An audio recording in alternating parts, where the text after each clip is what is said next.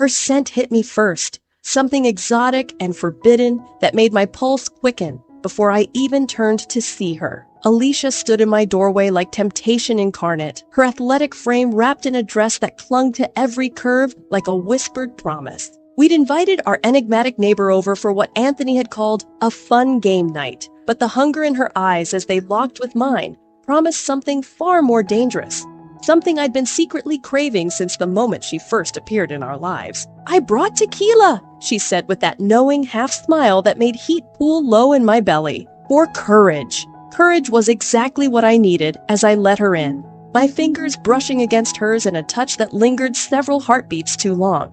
Anthony welcomed her with his usual oblivious warmth, completely blind to the electric current crackling between his wife and the woman who had consumed my thoughts for weeks. He disappeared into the kitchen to fetch glasses, leaving me momentarily alone with the woman who had been haunting my dreams. "You look beautiful tonight," Alicia murmured, her eyes making a slow, deliberate journey down my body. "That dress, is it new?" It was a deep burgundy wrap dress I'd purchased specifically for tonight, though I hadn't admitted that even to myself until this moment. "Yes," I confessed, my voice embarrassingly breathless. "I bought it yesterday. For me." Her question was bold, presumptuous, and entirely accurate. Before I could answer, Anthony returned with glasses and ice, his presence a jarring reminder of the lines I was already mentally crossing. Alicia stepped back, her expression shifting seamlessly from seductive to socially appropriate, though the heat in her eyes remained a private message meant only for me. I still remember the first time I saw her, standing in her driveway in nothing but running shorts and a sports bra, sweat glistening on tanned skin as she stretched after her morning run.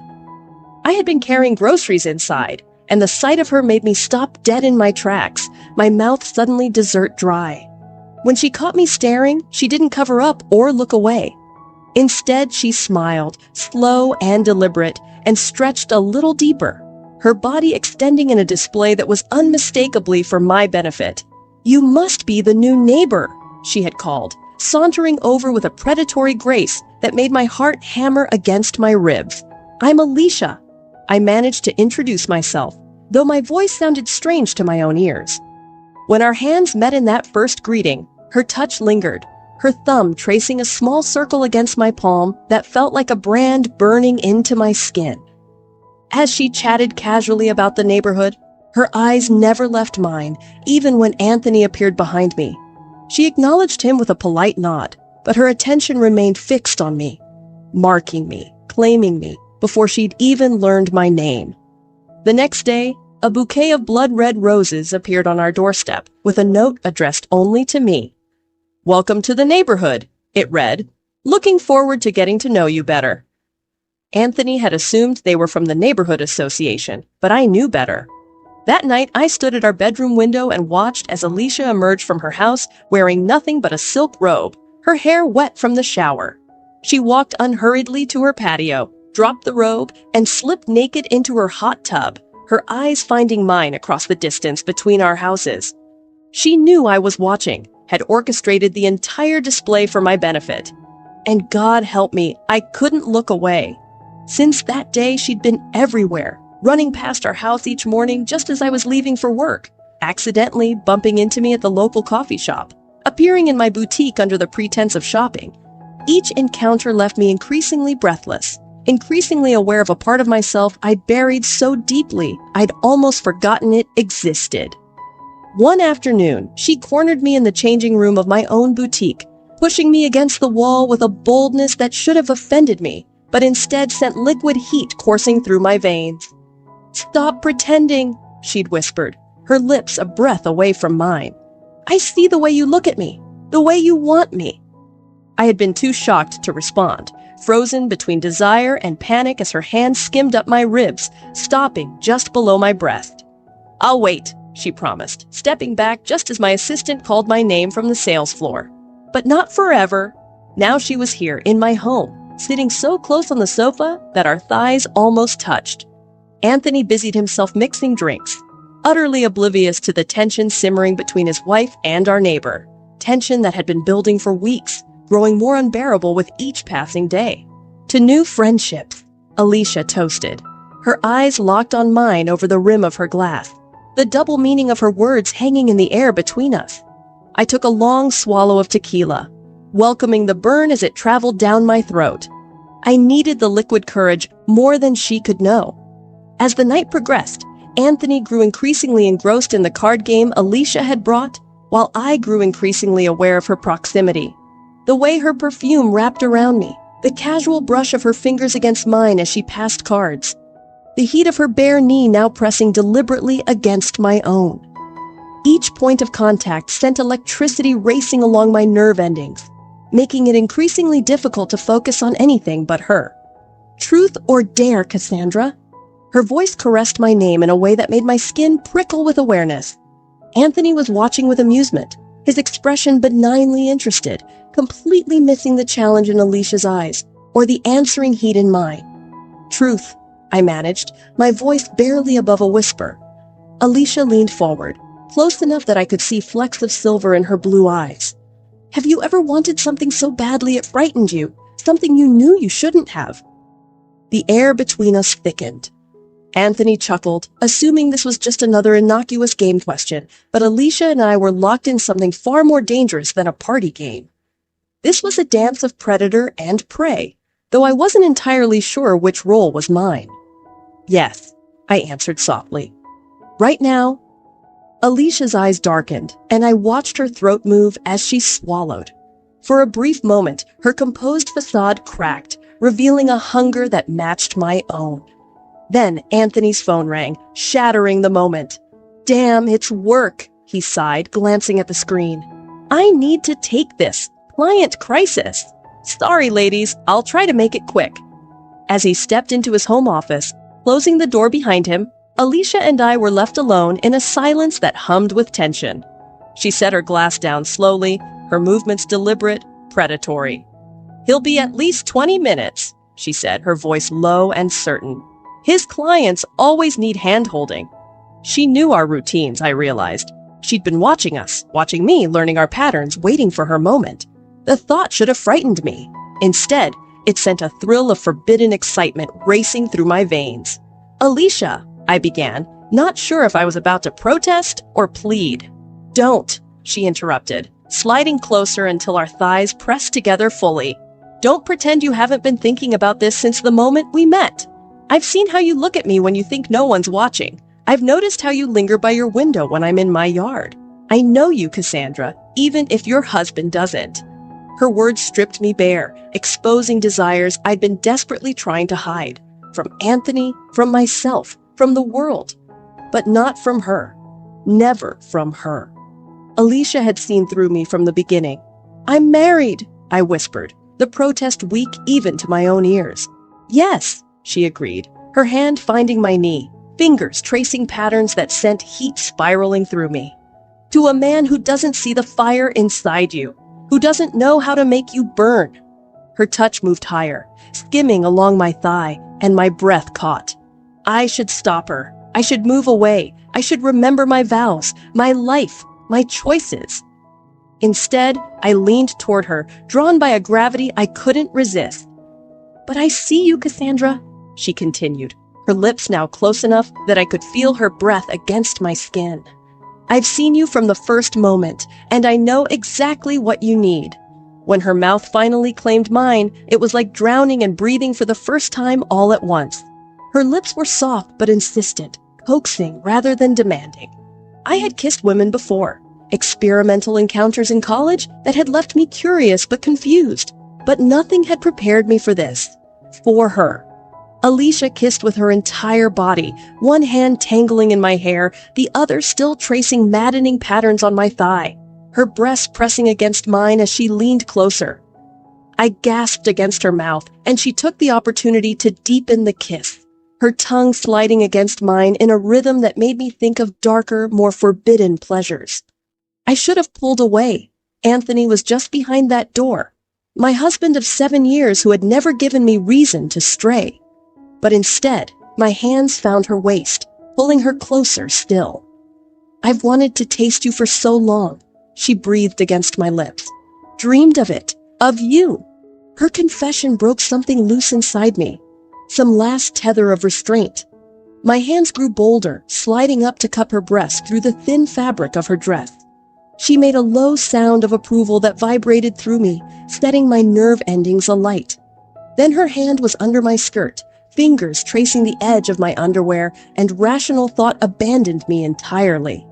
"We shouldn't," I gasped, even as my body arched toward her touch. "He could come back."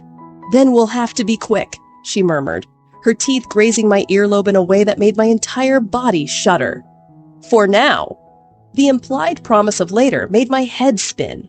Or perhaps it was the way her fingers had slipped past the barrier of silk to find me wet and ready for her. I bit my lip to stifle a moan as she stroked me with expert precision, learning my body with an ease that made me realize how perfunctory my encounters with Anthony had always been. "You're so beautiful," she whispered against my neck, her fingers working magic between my thighs. "So responsive. I knew you would be." I couldn't speak, couldn't think beyond the sensations she was creating, the danger of discovery only heightening every touch, every caress. When she slipped 2 fingers inside me, her thumb circling in counterpoint, I had to bury my face against her shoulder to muffle my cries. "That's it," she encouraged, her voice a seductive purr in my ear. "Let go for me, Cassandra. Show me what he never gets to see." Her words pushed me over the edge, my body clenching around her fingers as pleasure crashed through me in waves. She held me through it, her free hand stroking my hair, her lips pressing gentle kisses to my temple as I shuddered against her. As reality slowly returned, so did the weight of what we'd just done. I pulled back, my cheeks burning with equal parts lingering arousal and mortification. Alicia looked completely composed, save for the slight smudge of my lipstick on her mouth. She smiled, not the predatory grin from earlier, but something softer, almost tender. "Don't overthink it," she said, tucking a strand of hair behind my ear. "Not yet." She was right. There would be time for regret later. For now, there was only the afterglow of pleasure and the dangerous thrill of having crossed a line I had never thought myself capable of crossing. Before I could respond, we heard Anthony's footsteps approaching. With practiced ease, Alicia slid back to her original position, smoothing her dress as if nothing had happened. I had barely managed to compose myself when Anthony reappeared, looking apologetic. "Sorry about that. Client emergency. What did I miss?" "Just girl talk," Alicia replied with a casual shrug, her eyes flicking to me with hidden meaning. Cassandra was telling me about her boutique. Anthony accepted this without question, resuming his place across from us as if the world hadn't just shifted on its axis. As he gathered the cards to continue our game, Alicia's hand found mine briefly, hidden from his view by the table. "This is just the beginning," she mouthed silently, her eyes promising things that made my pulse quicken all over again. And despite everything, my marriage, my vows, the life I had built, I found myself hoping desperately that she was right. The week that followed was torture and ecstasy combined. Anthony remained oblivious, but Alicia was everywhere, more deliberate than ever in her pursuit. She accidentally appeared at the boutique during my lunch break, cornering me in the stockroom where her hands and mouth made me forget my own name. She jogged past our house each morning, making sure I saw her through the kitchen window, sometimes pausing to stretch in ways that left me breathless and aching.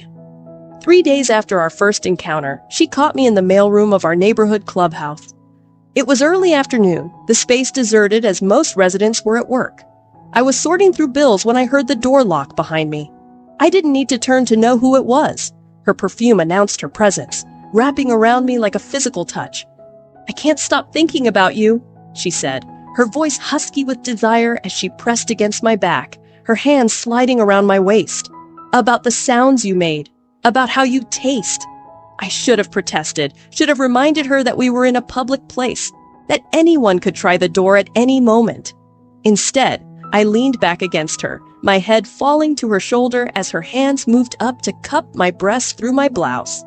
"Someone could come," I whispered, even as my body responded to her touch, nipples hardening against her palms.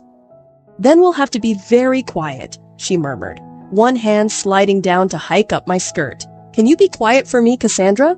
The challenge in her voice sent a shiver down my spine, When her fingers slipped beneath my panties to find me already wet for her, I had to bite my lip to stifle a moan.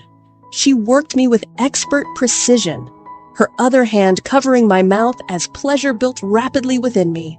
"Mine," she whispered against my ear as I came apart in her arms, my knees buckling as waves of ecstasy crashed through me. "You're mine now!" And I was, completely irrevocably hers, though I couldn't admit it yet, even to myself. One afternoon, I received a package at the boutique, a small, discreet box with no return address. Inside was a delicate silver bracelet and a note in Alicia's elegant script. "Wear this tonight." Only this. My body flushed hot at the implication, the metal cool against my skin as I fastened it around my wrist with trembling fingers. That evening, Anthony announced he had to work late, a client dinner he couldn't reschedule. The moment his car disappeared down the street, I texted Alicia a single word: "Now." She appeared at my door within minutes, as if she'd been waiting just out of sight. There was no pretense this time, no games.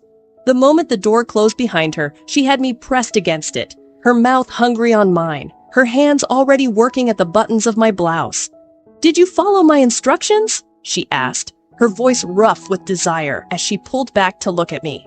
In answer, I let my blouse fall open, revealing nothing beneath but the silver bracelet gleaming at my wrist. Her sharp intake of breath was all the reward I needed. "God, you're perfect," she breathed, her hands skimming reverently over my bare skin. "I knew you would be." What followed was nothing like the rushed, clandestine encounter on my couch. This time, Alicia took her time, mapping every inch of my body with her hands and mouth until I was trembling and begging.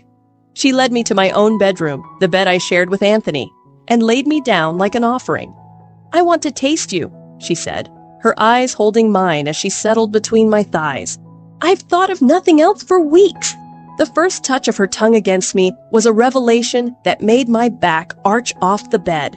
She laughed softly against my most intimate flesh, the vibration adding to the sensations overwhelming me.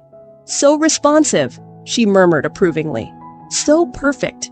I lost track of time as she brought me to the edge again and again, only to retreat, building my pleasure until I was practically sobbing with need. When she finally allowed me release, it was with her name on my lips, a prayer, a confession, a surrender. But Alicia wasn't finished. As I lay boneless and sated, she crawled up my body with predatory grace. "My turn to teach you," she said, her eyes darkening as she guided my hand between her thighs. "Feel what you do to me." She was incredibly wet, hot, and silky against my inexperienced fingers. I hesitated, suddenly unsure despite my desire. "I know," she interrupted gently, her hand covering mine, guiding my movements. "Let me show you." Under her guidance, I learned the terrain of her body. What made her gasp? What made her moan? What made her grip the headboard with white-knuckled intensity? When I finally found the courage to lower my mouth to her, the taste of her was intoxicating, forbidden and perfect. Her hands tangled in my hair, both encouraging and commanding as I used my tongue the way she had shown me with hers. When she came, back arched, and my name a broken cry on her lips, I felt a sense of power I had never known. A heady, dangerous feeling of rightness that eclipsed all guilt. We lay tangled together afterward, sweat cooling on our skin, her fingers tracing lazy patterns on my stomach. "I've wanted you from the moment I saw you," she confessed, her voice soft in the dim light. "Standing in your driveway, looking so perfect and polished and desperately unhappy." I turned to look at her, surprised. "I wasn't unhappy." Alicia smiled, a knowing curve of her lips. "Yes, you were. You just didn't know it yet." Her hand slid up to cup my breast, thumb circling the nipple until it hardened beneath her touch. "But I knew. I could see it in your eyes. The hunger, the longing for something more." She was right, though I hadn't recognized it myself until she appeared in my life, awakening desires I'd buried so deeply I'd forgotten they existed. With Anthony, sex had always been pleasant enough, comfortable, predictable, occasionally satisfying, but never earth-shattering. With Alicia, every touch was a revelation, every kiss a journey to places I'd never dared explore. What happens now? I asked, the reality of our situation intruding on the perfect bubble we'd created. Alicia propped herself up on one elbow, studying me with those piercing blue eyes. That depends on you, she said finally. This can be a one-time thing if that's what you want. Or ... Or, I prompted when she paused. Or it can be the beginning of something real, she finished, a vulnerability in her expression I hadn't seen before. I didn't plan to feel this way, Cassandra. I thought you'd be a conquest, the bored, beautiful housewife ripe for seduction. But you're so much more. Her honesty disarmed me. I had assumed this was a game to her. The thrill of the forbidden, the excitement of taking another woman's wife. But the look in her eyes spoke of deeper emotions, echoing the confusion in my own heart. I'm married, I reminded her, though the words felt hollow, even as I spoke them. Yes, she acknowledged, her fingers still tracing patterns on my skin, as if she couldn't bear to stop touching me. To a man who doesn't know you, not really. The truth of her assessment hit me like a physical blow. Anthony was a good man, kind, stable, loving in his way. But in 7 years of marriage, he had never once made me feel the way Alicia had in a single night. Had never seen the parts of me I kept hidden. The desires, the passions, the hunger for something more than suburban contentment. I can't just leave him, I said, though even as the words left my mouth, I was no longer certain of their truth. Alicia nodded, accepting this without argument. I'm not asking you to, not yet. She leaned down, pressing a kiss to my shoulder. But I'm not walking away either. Whatever this is between us, it's too powerful to ignore. She was right about that. The connection between us had been immediate and overwhelming, a recognition that went beyond physical attraction. From that first moment in the driveway, something in me had responded to something in her, like a lock finding its key. So what do we do? I asked, turning to face her fully. Alicia smiled, her hand sliding down my body with renewed purpose. For now? This, she said, her fingers finding me still wet and ready for her. The rest, we figure out as we go. As she moved over me, her mouth claiming mine with possessive hunger, I surrendered to the inevitability of what we had started. Anthony would be home in hours, and I would have to face the reality of my deception. There would be difficult conversations, painful choices, consequences I couldn't yet imagine. The weeks that followed were a dangerous dance of desire and deception. Alicia and I created a world of our own. Stolen moments in her house when Anthony was at work. Clandestine meetings in hotel rooms where we could be as loud as we wanted. Coded text messages that appeared innocent but made my heart race with anticipation. Each encounter was more intense than the last, as if the forbidden nature of our relationship only heightened our connection. One afternoon, as we lay tangled in her sheets, she brushed the hair from my face with unexpected tenderness. "Move in with me," she said, the words so sudden and unexpected that I sat up, staring at her in shock. "What? Leave him, be with me." Her voice was steady, certain, as she sat up to face me. "I'm tired of sharing you, of watching you go home to him each night. I want you here with me, always." The intensity in her eyes was both thrilling and terrifying. "Alicia, I can't just—" "Yes, you can," she interrupted, taking my hands in hers. "You're not happy with him, Cassandra. You never have been. Not really." "It's not that simple," I protested, though my heart was racing at the possibility she was offering. A life where I could be fully myself, where I didn't have to hide the most essential parts of who I was. "It can be," she insisted, her eyes never leaving mine. "I love you, and I think you love me too, even if you're not ready to say it yet." The word hung between us. Love. Was that what this was? This all-consuming desire, this connection that transcended the physical? I had loved Anthony once, or thought I had, but what I felt for Alicia was different, deeper, more primal, as if she had reached inside me and touched something essential that had been slumbering for years. "I need time," I said finally, unable to deny her words, but equally unable to immediately accept her offer. Alicia nodded, bringing my hands to her lips. "Take all the time you need, but remember, life is short, Cassandra. too short to live it for anyone but yourself. That night, as I lay beside Anthony in our bed, I stared at the ceiling and considered the choice before me. Stay in the safe, comfortable life I had built with a man who loved me, but had never really seen me. Or risk everything for the woman who had awakened parts of me I hadn't known existed, who made me feel more alive than I had ever thought possible. In the darkness, I made my decision. 3 days later, I stood in the living room as Anthony came home from work, his face lighting up at the sight of me waiting for him. The guilt that twisted in my stomach was almost unbearable, knowing what I was about to do to this good man who had never deserved my betrayal. "We need to talk," I said, the words heavy on my tongue. "There's something I have to tell you." The conversation that followed was painful but necessary.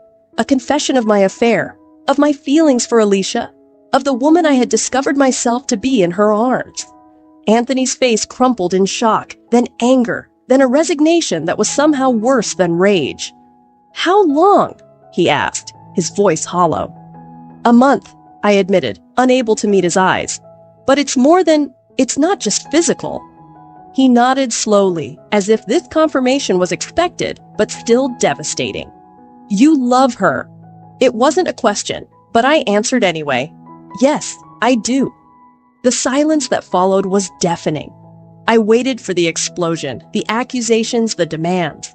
Instead, Anthony simply looked at me with a sadness that broke my heart all over again. "I always knew something was missing," he said finally, his voice barely above a whisper. "I just didn't know what, or who." I moved out that night, taking only what I could carry in a suitcase. The rest could wait. Alicia was waiting for me on her porch, her face lighting up as I approached. When she opened her arms, I stepped into them without hesitation, feeling for the first time like I was exactly where I belonged. "Welcome home," she murmured against my hair, her arms tightening around me. And despite the pain of what I'd left behind, despite the uncertainty of the path ahead, I knew she was right. I was home, not in a place, but in her arms. In the truth of who I was, who we were together. Some fires are worth burning for, even if they consume everything in their path. And as Alicia led me inside, her hand warm and certain in mine, I surrendered to the flames that had been inevitable from the moment she first appeared in my life. Flames that didn't destroy, but transformed, forging something new and stronger from the ashes of what had come before.